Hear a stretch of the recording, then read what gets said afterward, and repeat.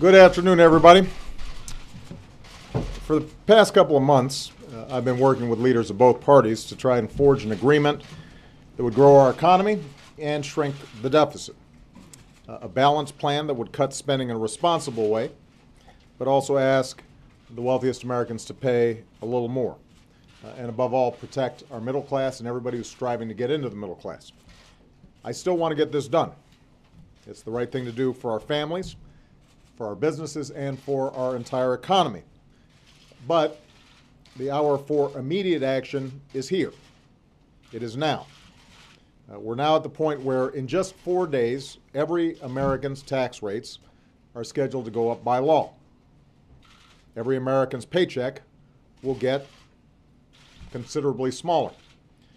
And that would be the wrong thing to do for our economy. It would be bad for middle-class families, and it would be bad for businesses that depend on family spending. Fortunately, Congress can prevent it from happening if they act right now. I just had a good and constructive discussion here at the White House with Senate and House leadership about how to prevent this tax hike on the middle class.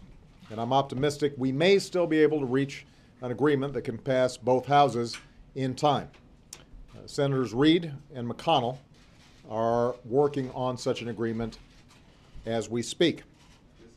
But if an agreement isn't reached in time between Senator Reid and Senator McConnell, then I will urge Senator Reid to bring to the floor a basic package for an up or down vote, one that protects the middle class from an income tax hike, extends the vital lifeline of unemployment insurance to 2 million Americans looking for a job, and lays the groundwork for future cooperation on more economic growth and deficit reduction.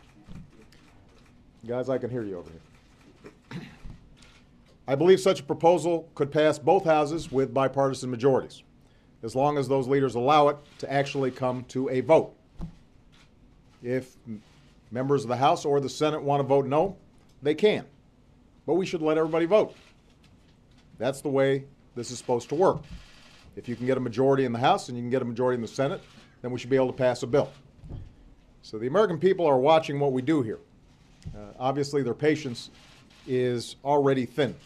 This is deja vu all over again.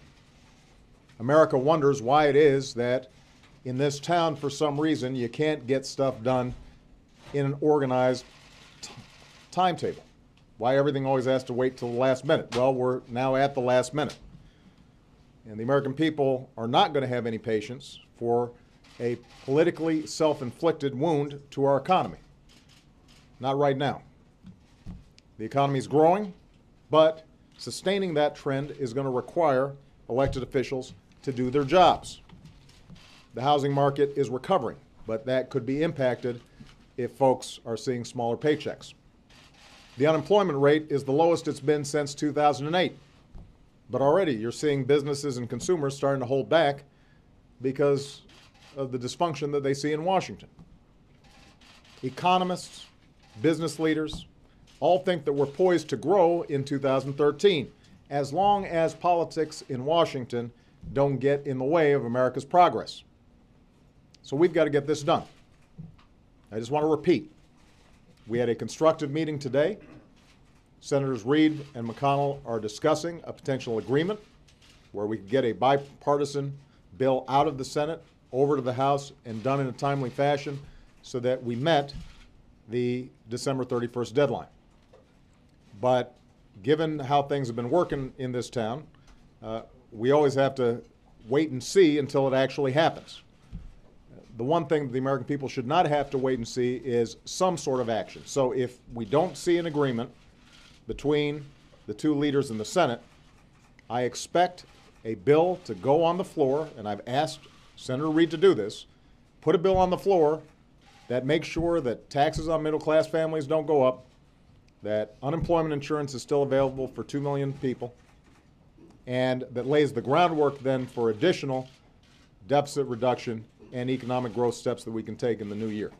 But let's not miss this deadline. That's the bare minimum that we should be able to get done. And it shouldn't be that hard, since Democrats and Republicans both say they don't want to see taxes go up on middle-class families. And I just have to repeat, outside of Washington, nobody understands how it is that this seems to be a repeat pattern over and over again. Ordinary folks, they do their jobs. They meet deadlines. They sit down and they discuss things, and then things happen. If there are disagreements, they sort through the disagreements. The notion that our elected leadership can't do the same thing is mind-boggling to them. It needs to stop. So I'm modestly optimistic that an agreement can be achieved. Nobody's going to get 100% of what they want, but let's make sure that middle-class families and the American economy, and in fact the world economy, aren't adversely impacted because people can't do their jobs. All right? Thank you very much, everybody.